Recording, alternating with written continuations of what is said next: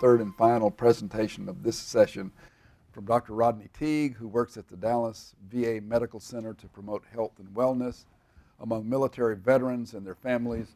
Rodney earned his doctoral degree in clinical psychology from Duquesne University in Pittsburgh.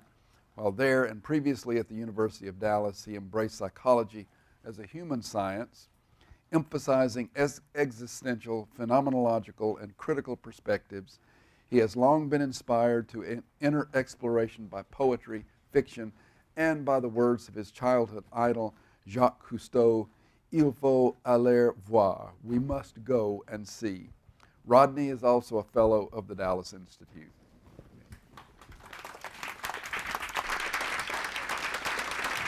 In the Animal Presences volume, Hillman argues repeatedly against an artificial separation between actual animal encounters and imaginal ones, claiming instead that all animals are simultaneously psychic and real presences.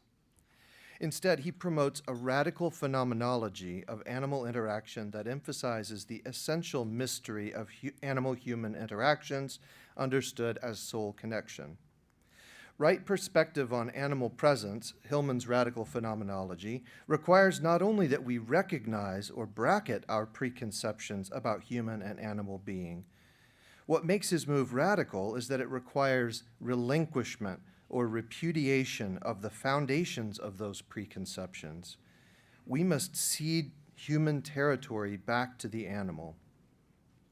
Today we will explore animal encounters in childhood to discover how children become animal in order to become human. And finally, we will go in search of some of William Faulkner's animals to find out how renunciation can lead to meaningful relationship with animal presences. The paper is in 4 parts, and the first part is Why I Love the Zoo. Hillman makes numerous references to children and childhood in the volume, but none's more poignant to me than a brief reference in the recorded conversation with Margot McLean to a young child's experience of the zoo. He suggests that this place of animal captivity and taxonomic degradation might instead or also be a place to imagine, connect, and even to pray, rather than to learn. He insinuates a sacred function of the zoo that deserves greater attention. Indeed, in our zoos, animal gods are housed in habitat altars for the entertainment, yes, but also the amazement and adulation of visitors, especially children. Carousels, whimsically painted images, and totemic animal souvenirs enshrine and commemorate the child's encounter with animal beings of another realm. Colorful toys and souvenirs, miniature animal facsimiles, find their places on a child's shelf, watching over him in the manner of household gods. Certainly, these images will stay embedded in the child's being long after the zoo outing has faded from memory. The zoo example highlights the distinction between phenomenal experience of animals on one hand and learning about animals on the other. Oops. Hillman notes his effort to eschew informational placards displayed in zoo exhibits, and he argues that zoology as a mode of experiencing animals is secondary to a more direct phenomenal apprehension, maybe a zoopoetics, as Gustavo mentioned. I made an experiment of Hillman's suggestion, and I took myself to the zoo one day not long ago. I got a chuckle from you, Joanne, saying that you all almost went to the zoo yesterday. I took myself to the zoo, determined to avoid those informational signs. I found the exercise more difficult than I expected. For one thing, my animal encounters were more intense without factual data about the residents. Again and again, I was face to face with an animal other that was at once a creature degraded by captivity and simultaneously so wondrous and alien as to be like a god. Specifically, I found it difficult to know how to end these interactions. If I had used the signs, I would have consumed the relevant information, applied the appropriate conceptual category to the figure in the cage, then with a sense of completion, moved along to the next display. Also, coming to a display where an animal was not visible, the sign would have told me what to look for. Once I found the mandrill monkey or the hog-nosed snake or whatever the sign told me, I would have completed my task and would be satisfied to move along. But avoiding the signs opened up possibilities for revelation and encounter on a different basis. As it happened, the best way to end each interaction was with a simple thank you. And I wonder if this is the wordless child's response as well, and I wonder if we see it and name it delight. Second, a brief phenomenology of child-animal becoming. The pre-verbal child's experience of animal others must be fundamentally different from that of the adult. We can only imagine her experience without the benefit and burden of naming and knowledge. For once we are in language, we cannot be otherwise. I am unable to see a cat without automatically attaching the word label cat. What's more, all of my experiences with similar creatures, cats and otherwise, accrue to this word label. Once I have conceptual thought and symbolic language, I cannot recall or recreate a pre-verbal experience even through considerable effort. So we are left to imagine the child's experience. Human children do not know they are human. They bring less human-centered baggage to their animal interactions than do older children and adults. We may presume that they approach animal others, both tangible and imaginal, as such, without preconceptions. Consider a young child watching a beetle's progress along the sidewalk. She must encounter a truly alien other. Its appearance is curious, its purpose inscrutable. It does not concern itself with or address itself to the child, and this last is perhaps what most differentiates its otherness from her human familiars, because they constantly address themselves to her. They speak expectantly to her, and receiving no reply, supply the spoken response as well. Perhaps then the child would rise, the squatting child rises to her feet and squashes the bug. Perhaps this is her first experience with death and with wantonness. Indeed, animal encounters may be the beginning of ethical consideration in the child. In her developmental phenomenology, titled The Child in the World, Ava Sims argues for animal interaction as a locus for the development of embodied empathy. She offers an analysis of a young girl depicted in a photograph contemplating a brooding hen. She describes the child's posture of gently holding herself back, letting her body imitate the nesting hen. It is a fully participatory relation that she describes. Quoting Sims, "The intention of the other, the nesting bird, inhabits the body of the child without her being aware of its details. Her pathic and empathic encounter with the hen is of a profoundly moral nature. The being of the mother bird discloses itself to her because she lends herself to its call and inhabits its world. Some of the world of the bird is now her own. The otherness of the animal has partly relinquished its strangeness." Notice that the participation is mutual. The child and the hen come to inhabit one another's worlds. They share a world. The child relinquishes her volition as the animal relinquishes its otherness. In addition to a beginning of ethics, animal encounters play a role in the development of language. The neighborhood dog uses its voice, certainly, though it does not speak. It may address itself to the child, although differently than do the human people. Like the beetle, and unlike her human familiars, the dog does not demand or provide a verbal response. We must remember that for the child, the dog is not a dog. What must she think about this furry, waggly, toothy creature that shares space with her and with the others who are so much more like her? I imagine an inquisitive reaction from the child. What's the deal with the dog? What's going on with that guy? For child, dogs must be very strange people. It is only somewhat ironic, then, that this dog creature who does not demand speech from the child nonetheless spurs her toward speech. Her father points and says, "Look, that's a doggy." Later, she gestures toward the dog, grunts excitedly, and looks back to her father. Sims explains a phenomenology of child language development that emphasizes the embodied, gestural fundaments of language as they progress toward symbolic speech. The process, she argues, is driven by the child's desire to share her experience of the world, hear her experience of the dog with her caregivers. Sims writes, extending the reach of the human body through the pointing finger structures the perceptual field and singles out for attention one of its domains. Look, there, an airplane, and look there, a big black moving thing that we call a dog. And what do children want to talk about with other humans? Animals. Indeed, as soon as the child begins to talk, the content of his speech overwhelmingly involves animal names, sounds, and habits. In this way, it's not a stretch to suggest that animal engagements teach the child to speak, in the same way that the buck teaches us to stalk, or Eden's animals taught Adam their names.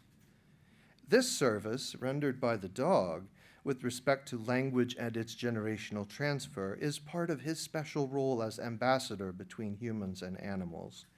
He teaches the child about being doggy. At the same time, he encourages her to share her excitement and remind her adults, thus keeping the whole family in touch with and talking about the animal. Part 3. Part 3 is becoming pigs. Unburdened by language, the preverbal child is a fulsome participant in the phenomena of the world. Just as he is untied to the cat word label, he is equally untethered to any notion of himself as bounded and separate from his surroundings. Here, participation is not a strong enough word to describe the extent of the child's embeddedness in his world.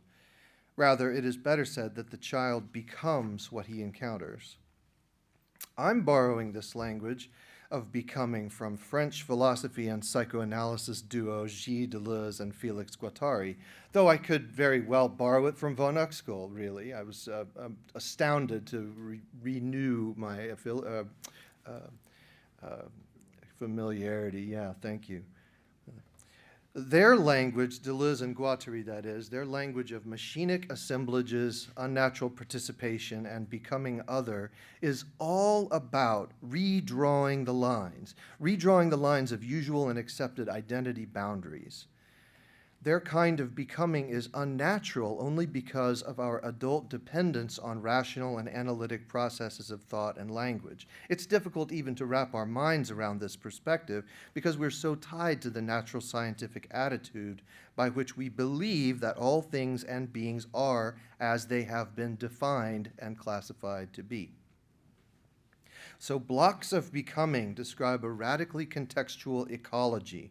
Food webs and ecosystems become not interactions among discrete beings, but rather complex assemblages accomplished by unnatural participation amongst members of the assemblage.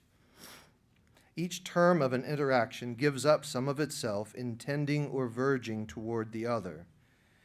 Becomings of this sort are always limited and mutual, if not symmetrical. That is, they are not complete becomings in the sense that one term becomes the other, becomes identical with or disappears into the other. Rather, there are no static terms to begin with. Every entity is an activity, and their combinations or becomings result in assemblages of activity that defy commonly held understandings of subject and object, inside and outside. In the case of animal naming in particular, Deleuze and Guattari suggest that when we say animal words, we name assemblages of materials, things, beings, and interrelationships. They write this: the proper name does not indicate a subject, nor does a noun take on the value of a proper name as a function or a form or a species. The proper name fundamentally designates something that is of the order of the event, or becoming, or hexaity. The proper name is not the subject of a tense, but the agent of an infinitive. It marks a latitude and a longitude.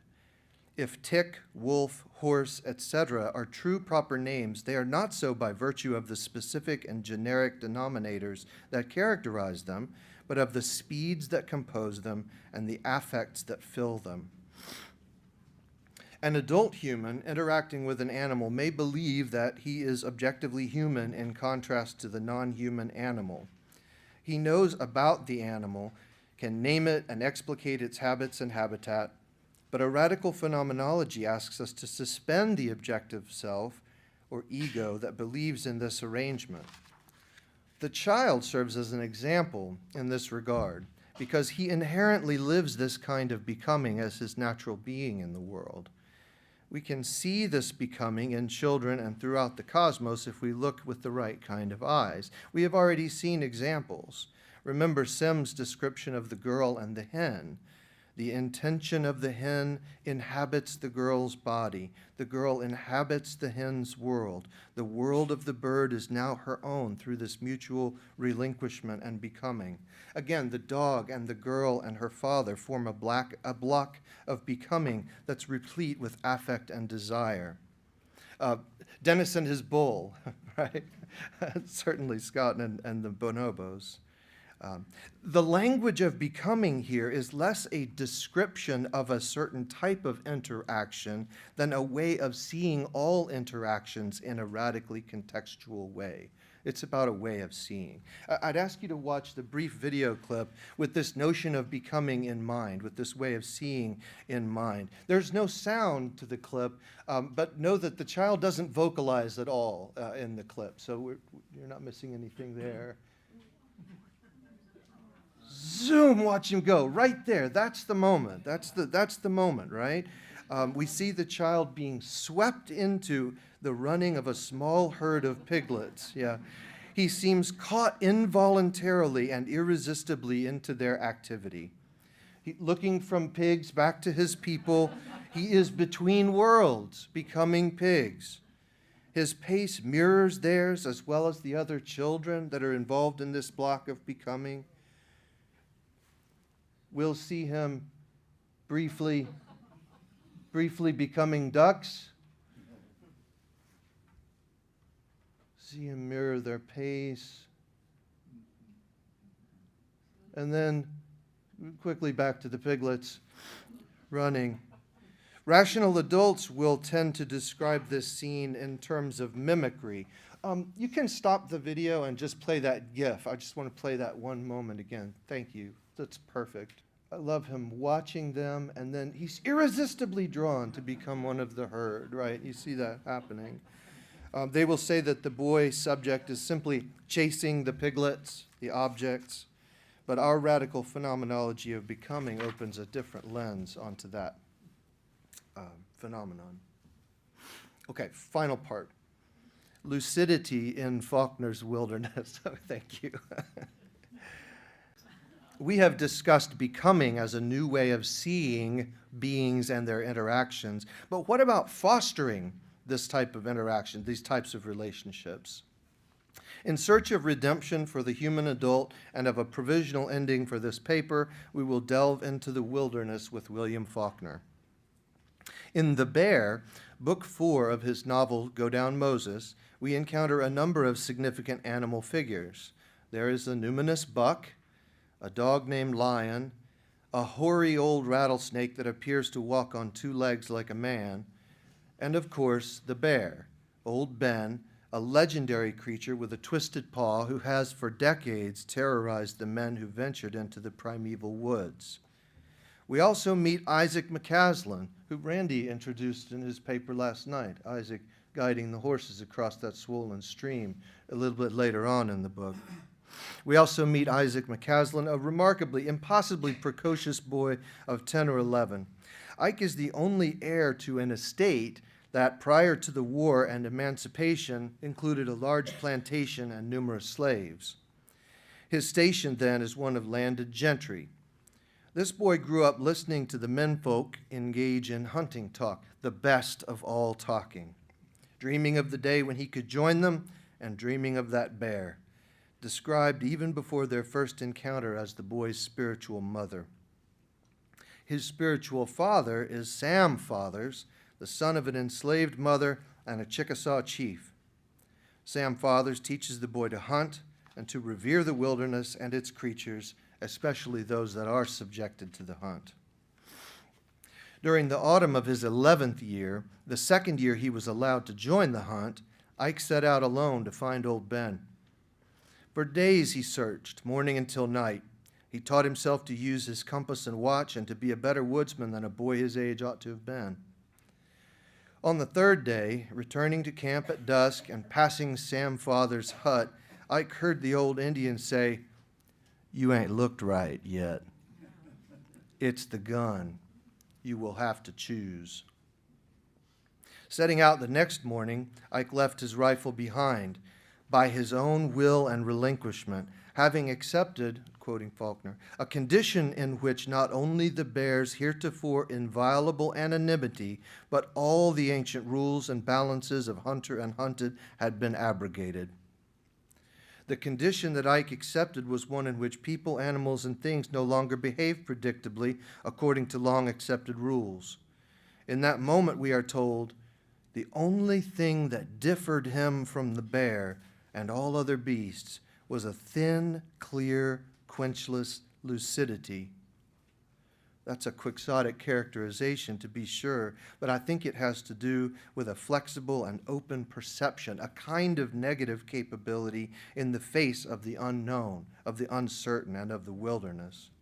It would allow him to be scared, but never to act from fear, just as Sam Fathers had admonished him. We'll return to that phrase in a moment, but for now, Ike's relinquishment of the rifle was not enough. This is Faulkner again. He had already relinquished of his will because of his need in humility and peace and without regret, yet apparently that had not been enough.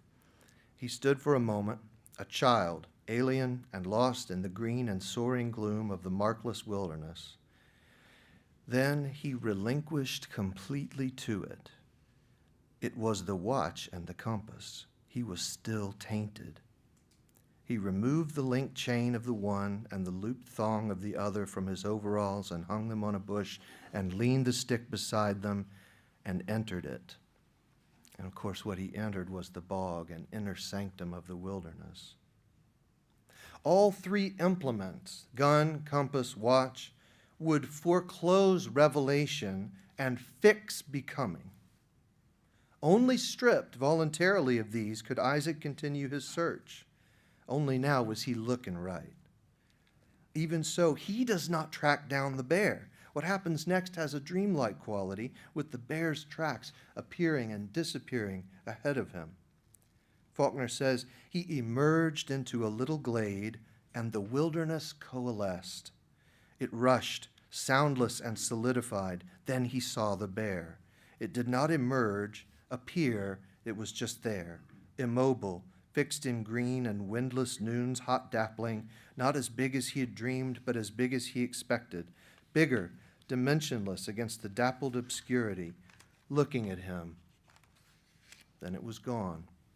It didn't walk into the woods. It faded, sank back into the wilderness without motion, as he had watched a fish, huge old bass, sink back into the dark depths of its pool and vanish without even any movement of its fins. Though the great death of the great beast will come later in the book, this episode still reads to me like Hillman's take on Hemingway, an achievement of pure execution, like the moment of truth where reflection becomes one with reflex action, where art and death join. But here, the pivotal action is relinquishment that holds back on the arrest and destruction of those implements in order to see what may be revealed and to surrender momentarily to it. Ultimately, this relinquishment presages another for Isaac McCaslin, who will relinquish and repudiate his inheritance and entitlements, stating flatly that the land nor the people ever properly belonged to anyone, and hence they could not be bequeathed. As in Sim's work, Ike's experiences with animal presence have influenced the development of a profound ethical sensibility that will change his family and his world. We can hear the becoming in this episode. Faulkner's storytelling and prose render this block of becoming much more subtly than simple becoming bear or becoming boy. The point, however, is that each cedes territory in its becoming. Like Hillman giving up his chicken house, Ike relinquishes the implements of human domination over time, place, and death.